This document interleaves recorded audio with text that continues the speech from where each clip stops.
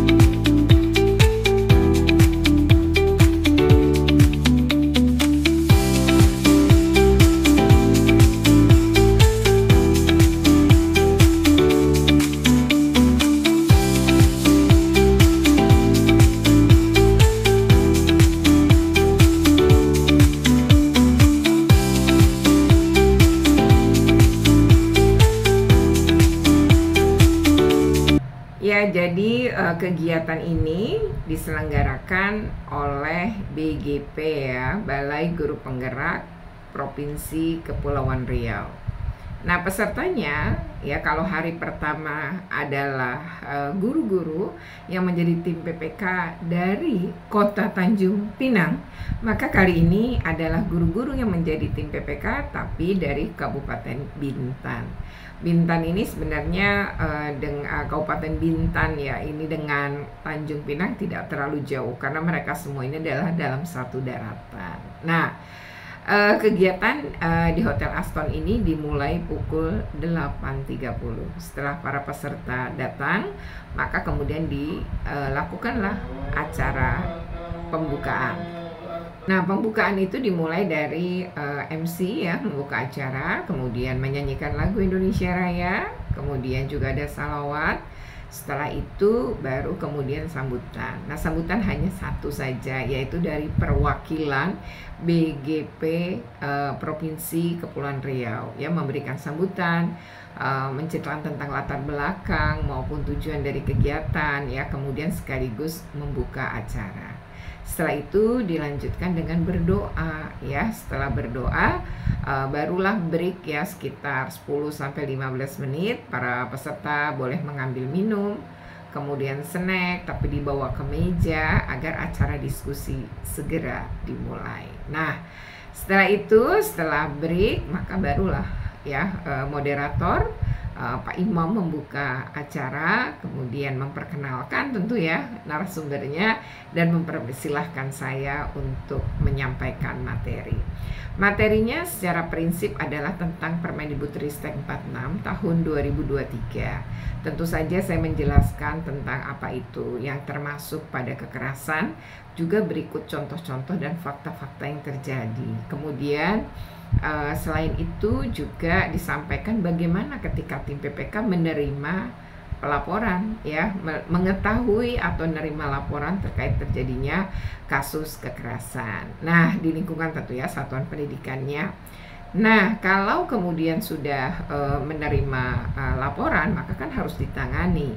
Nah, lalu bagaimana cara menanganinya? Ya, kemudian ada pemeriksaan, ya ada kesimpulan, memberikan rekomendasi kepada kepala sekolah ya, dan juga merujuk jika memang membutuhkan bantuan pemerintah daerah, karena di Permendikbud 82 tahun 2020 46 tahun 2023 ini memang ada pelibatan dari pemerintah daerah ya untuk bersama-sama membantu sekolah ya menyelesaikan permasalahan yang mungkin sekolah tidak masuk ke ranahnya.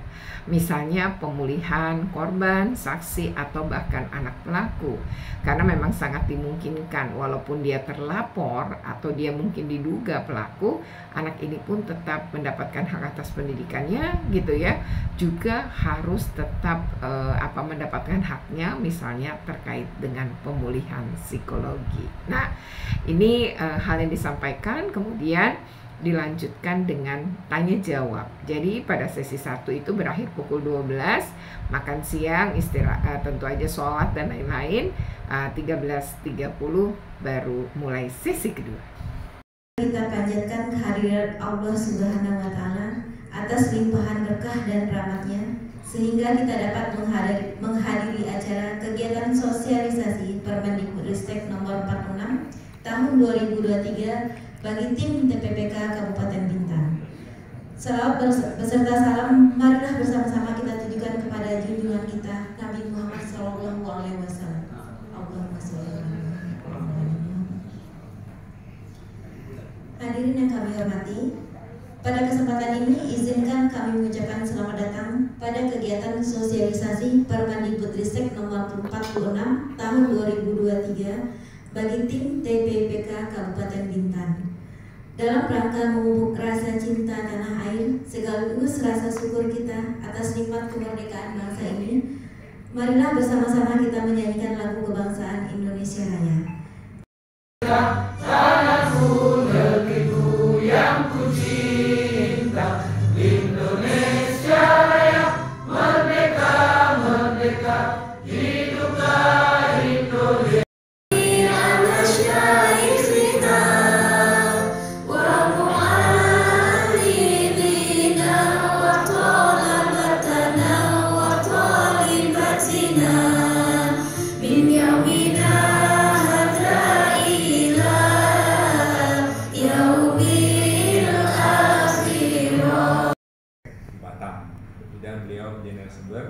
Dan saya mengenal beliau ini sudah lama karena beliau dahulu adalah salah satu guru hebat di Jakarta yang pernah, pokoknya kalau orang Jakarta pasti kenal guru-guru utama karena beliau jadi ikut mengembangkan forum guru Jakarta yang saat itu kita kenal cuma satu ya, yang adanya cuma PGRI gitu. Sekarang ada beberapa, termasuk ada IGI, termasuk beliau organisasi guru yang independen yang tidak di bawah pemerintah. Jadi memang bertujuan untuk membantu para guru terutama dalam persoalan-persoalan hukum dan hal lainnya yang terkait dengan kesejahteraan guru. Dari kegiatan yang dilakukan, saya mendapatkan banyak hal bahwa ternyata saat ini problematika guru bukan hanya sekedar Bapak Ibu mengajar, kemudian Bapak Ibu menyampaikan pengetahuan. Ternyata ada hal lain yang saat ini menjadi, mungkin kalau disebut ancaman, ya bolehlah ancaman, gangguan, hambatan, tantangan yang dihadapi para guru. Menghadapi yang namanya media sosial, ya Bapak Ibu sekalian. Banyak hal-hal yang sepele, hal-hal yang sederhana, tetapi karena dilakukan framing, maka menjadi cerita yang viral. Sehingga akhirnya yang terkena dampak atau yang disalahkan biasanya para guru ya. Padahal peristiwanya mungkin tidak sesederhana itu atau tidak seperti itu ya.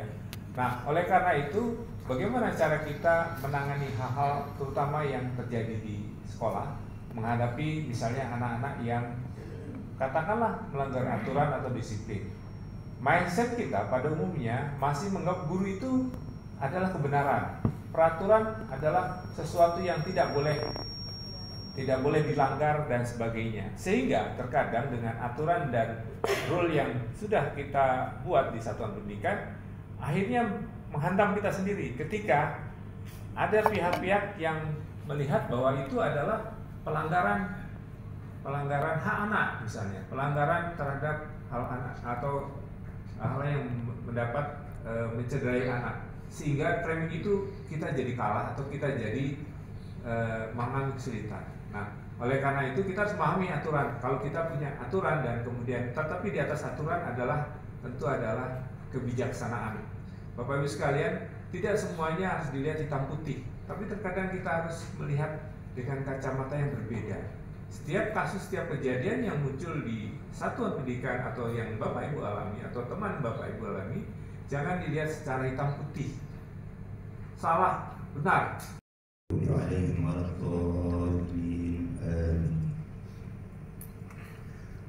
أعوذ بالله من الشيطان الرجيم بسم الله الرحمن الرحيم الحمد لله رب العالمين والصلاة والسلام على أشرف الأنبياء والمرسلين وعلى آله. Jakarta Utara, ya, jadi sekolah unggulan. Beliau pernah menjadi guru di sana, kemudian kepala sekolah, ya, pernah menjabat kepala sekolah di 2 kepala sekolah negeri, kemudian anggota KPAI, Komisi Perlindungan Anak Indonesia, di tahun 2017 sampai 2022. Kemudian saat ini bertugas menjadi ASN, Suku Dinas Pendidikan Wilayah 2 Jakarta Utara. Jadi struktural, ya, setelah malam melintang di fungsional, kemudian menjadi komisioner, kembali ke habitatnya menjadi ASN di Jakarta Utara, salah satu wilayah di Jakarta. Tapi tetap menangani permasalahan. Jadi beliau ini sering juga ke wilayah lain untuk menyelesaikan permasalahan-permasalahan terkait dengan problematika di satuan pendidikan terkait dengan anak dan problematikanya. Kemudian banyak prestasi yang beliau raih, ya, mulai dari zaman mahasiswa ini menjadi juara dalam penulisan, kemudian mahasiswa berprestasi di KIP Jakarta, kemudian pemenang Cities Fund diselenggarakan di Citibank, kemudian Berima Award Toray Foundation Jepang dalam sains 3M, kemudian pemenang Go Green School, ya, kemudian Berima Award tokoh pendidikan dari Partai Keadilan Sejahtera, pemenang lomba menulis esai pendidikan dari PDIP, dan banyak sekali. Kalau saya bacakan nanti dia nggak bicara ya, sangat banyaknya gitu ya. Kemudian pengalaman organisasi mulai dari MGP, kemudian dari DKI Jakarta Utara, kemudian Ketua Umum Forum Musyawarah Guru Jakarta, dan Sekretaris Jenderal Federasi Serikat Guru Indonesia. Salah satu dibukanya organisasi guru non pemerintah, ya. Kalau pemerintah kan PGRI, ini ada lagi, ada FSGI, kemudian ada yang kita kenal IGI, ya. Mungkin di sini yang sudah banyak teman-teman yang dapat bergabung dan sebagainya. Kemudian Bapak Ibu sekalian, itu organisasi, kemudian 8 tahun yang lalu itu luar biasa perjuangan Bu. Tepuk tangan nanti Ibu dulu. Jangan lupa like and share-nya, mana tadi? Follow, jangan lupa. Ya, IG-nya. Ibu, dalam hal ini ada beberapa hal yang barangkali bagi saya agak bagaimana ya, dalam penanganan, dalam tugas ini, dalam tugas PPK, saya melihat di satu sisi ini ada perluasan wilayah kekuasaan. Kenapa dikatakan perluasan wilayah kekuasaan? Pertama, kami itu di SK-kan ditugasi di sekolah, wilayah sekolah. Sekarang dengan adanya undang-undang Permendikbud ini wilayahnya boleh sampai ke rumah. Tentu dalam hal ini menjadi hambatan tersendiri bagi guru, terutama barangkali yang guru mata pelajaran yang tugasnya banyak di sekolah sekian puluh jam, tiba-tiba ada persoalan harus menyelesaikan persoalan keluar yang melibatkan banyak hal dan berkali-kali, dan itu butuh tenaga ekstra plus biaya. Tadi akan sama-sama saya lihat ada juga pembahasannya dengan sedikit bosnah barangkali, tapi yang bisa dipastikan kalau hari ini belum dirancang, maksudnya tahun ini belum dirancang untuk arah ke sana, maka tahun depan itu akan nihil. Betul Bapak Ibu ya? Tak akan masuk anggaran karena dirancangnya tahun ini itu tahun depan, dan untuk tahun depan tahun ini tak dirancang dan masa rancang sudah habis. Bapak Ibu yang berbahagia, memang siswa kita ini dari segi peraturan, aturan dan norma mungkin bisa dikatakan salah. Tetapi di satu sisi, siswa tidak harus disalahkan karena mereka harus dibina dan diedukasi. Itu pendapat saya. Baik, masalah Pak ya? Iya. Jangan masalah jadi narasumber ya. Maksudnya masalahnya apa ya? Oke, begini Pak. Nah, silakan. Oke, baik Pak. Kasih waktu ya.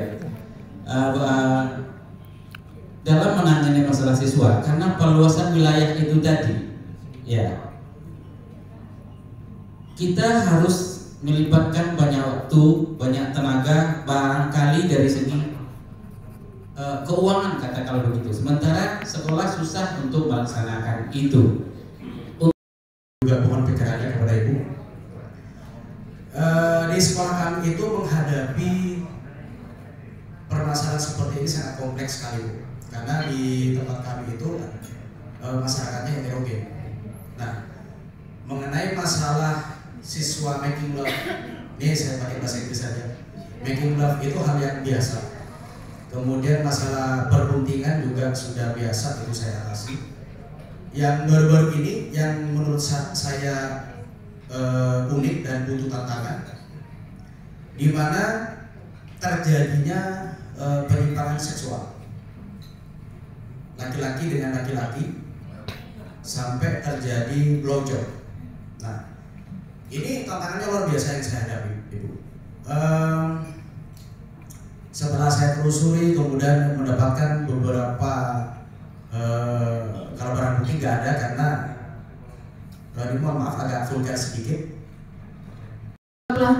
Ini agak sedikit atau banyak dengan disiplin. Jadi contoh Bapak Ibu guru di tempat kami juga ada yang senior dan merasa sudah lama di sekolah. Akhirnya satu siswa yang terlambat 1 menit dari Bapak itu masuk atau Ibu itu masuk, nggak boleh lagi masuk. Tidak peduli alasan apapun. Dan ini sering kami rasakan di kesiswaan. Contoh ini ketua OSIS lah, atau OSIS inti. Jika ada kegiatan, terus kita panggil karena kita juga ngajar juga Bu. Kita tidak punya waktu dibilang tunggu anak itu nggak masuk gitu ya. Anak itu tidak masuk, kita masuk. Jadi kita curi-curi waktu di selangnya kita, bukan di selangnya anak lagi jadinya. Kita tahu waktu anak itu mungkin pelajaran ini istirahat misalnya. Habis istirahat kan kita masuk juga Bu. Atau mungkin ada kegiatan dipanggil kepala sekolah. Kalau di kesiswaan rata-rata itu mobilitasnya sekolah agak tinggi. Sangat tinggi Pak. Jadi belum lagi berhadapan dengan anak yang lain atau orang tua ataupun pengawas. Jadi ini yang saya tanyakan ini salah satu yang berhubungan dengan guru. Jadi saya pernah ngomong sama salah satu guru, Bapak minta tolong jika anak itu masuk jadi tekanan Pak. Kita panggil, contoh dia mau ikut lomba atau apa kita panggil, kita jelaskan. Ini loh, ini karena suratnya masuk ya kita kasih tahu. Rupanya sudah band. Anak ini udah nggak konsen dengan kita. Jadi dia, Bu, kenapa sih dari tadi gitu kan? Kita ngomong kok nggak nyambung gitu. Bapak itu masuk Bu, nanti saya diusir. Akhirnya kita suruh, kita perahkan, kita nggak mau anak ini yang menderita gitu ya masuk. Sementara kan sudah terganggu ini Pak. Nanti lagi kita kasih tahu bisa jadi kita lupa. Saya pernah ngomong salah satu gurunya ngomong anak ke sekolah untuk belajar, bukan untuk kegiatan. Jadi kita sampai agak kelas sedikit Pak. Jadi saya bilang maaf Pak, anak itu Bapak ngomong pun rumus A sampai Z, anak itu gak terima. Karena di kehidupan yang sebenarnya nggak pakai rumus Pak. Menghadapi orang di luar sana tidak ada rumus matematika, rumus kimia, rumus fisika. Tapi dia harus pintar melihat situasi. Nah ini yang sering mereka dapat di luar pembelajaran. Dan ini yang paling sering kita pergunakan juga di kehidupan sehari-hari. Karena yang menurut saya sangat pegang teguh, burung tidak akan pernah bisa disuruh berenang, ataupun ikan nggak akan pernah bisa disuruh terbang gitu. Jadi ada anak yang seperti ini. Tapi saya sudah ngeluhkan ini ke kepala sekolah, dan kepala sekolah juga sudah panggil, dan sampai detik ini gurunya juga angin-anginan kadang seperti itu. Di sesi 1 maupun sesi 2 ya, setelah istirahat itu dilanjutkan juga tanya jawab. Memang lebih kepada bagaimana mereka menerima kasus-kasus ya, kemudian seperti apa gitu ya untuk menyelesaikannya gitu ya, atau ada hambatan-hambatan yang kemudian didiskusikan, ada juga curhat-curhat gitulah ya. Tapi yang pasti bahwa mereka punya semangat betul untuk bertanya, karena yang mau tanya tuh banyak banget, hanya kan waktunya terbatas ya. Dan ini banyak peserta juga menyampaikan bahwa mereka merasa beruntung lah gitu ya, hadir diundang gitu ya, karena jadi mengetahui gitu, dan bagaimana kemudian harus melakukan sesuatu gitu ya ketika di sekolahnya memang ada kasus kekerasan. Dan itu juga ada beberapa pertanyaan, bagaimana kalau pelakunya itu adalah rekan kerja mereka atau guru gitu ya, kepada sesama guru gitu ya, atau juga kepada peserta didik, tapi mereka sebenarnya tidak sepakat itu dilakukan gitu ya oleh yang bersangkutan karena kategorinya masuk perundungan gitu ya, bagaimana menegurnya dan lain-lain. Jadi banyak sekali problematika yang kemudian disampaikan, sungguh menarik ya. Saya hampir di setiap daerah ternyata pertanyaan-pertanyaan itu beragam-ragam gitu ya, dan saya juga jadi menemukan beberapa kasus gitu ya yang unik gitu dari setiap daerah, itu juga berbeda-beda ya. Nah, bisa ya disimak dalam video berikut ini.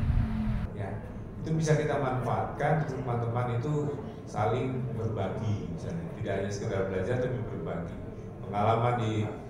Kita boleh berangkat dari pengalaman praktek baik mengatasi misalnya bullying di suatu sekolah. Silakan, itu bisa digunakan atau dikomunikasikan dengan kami dari Guru Penggerak, yang itu adalah memang dihadirkan untuk Bapak Ibu sekalian. Yang terpenting Bapak Ibu kompak ya, sama-sama menyadari dan saling belajar. Saya kira itu yang bisa saya bawa. Dari SDR 001 Teluk Intan. Di sini mungkin saya sedikit curhat ya Bu. Di sekolah kami 1 tahun ini ada beberapa anak yang berkebutuhan khusus. Berkebutuhan yang khusus ini menurut kami ini hiperaktif ya Bu. Ada yang hiperaktif, ada yang fisik, ada yang agak slow learner. Oh, slow learner. Mungkin saya salah sebutnya, mohon maaf. Yang pertama ini yang ingin saya sampaikan, yang hiperaktif nih Bu. Anak tersebut di sekolah nih sering mengganggu kawannya. Maaf, di awal-awal tuh sering meludah tuh kena kawannya Bu. Nanti masuk ke jalan ke kelas lain. Ini anak kelas 1 Bu ya. Jendela terbuka, tiba-tiba muncul di jendela ludahkan gitu. Anak yang lagi belajar kadang masing-masing unit SD, SMP dan SMA di Kabupaten Bintan. Yang kami usulkan mungkin untuk lebih diperkuat lagi di tim PPK Kabupaten Bintan ini yang sudah terbentuk dan sudah masing-masing punya SK dari masing-masing sekolah. Mungkin tadi lebih kepada diperkuat, kira-kira hal apa yang bisa memperkuat tim PPK ini yang ada di wilayah Kabupaten Bintan yang sudah terbentuk. Mungkin boleh kita usulkan ke pemerintah pusat atau daerah, kita bentuk seperti komisi perlindungan anak dan perempuan kalau bisa, karena masing-masing kami mungkin dari sekolah sebelum adanya sosialisasi ini masih ngambang apa tupoksi dari tim PPK ini. Dengan adanya penjelasan Ibu tadi, kami mungkin sudah paham semua bagaimana fungsi. Adalah Ibu mengibaratkan depresi itu sebagai sampah yang ada di dalam tubuh, harus dikeluarkan supaya tidak berbau dan tidak berulat, gitu kan Bu. Tadi juga Ibu mengatakan bahwanya salah satunya dengan kita piknik, melakukan hal yang kita suka, tersenyum, seperti itu kan Bu. Sama-sama. Ayo Bapak Ibu. 3, 2, 1. Di sini teman, di sana teman, di mana-mana kita berteman.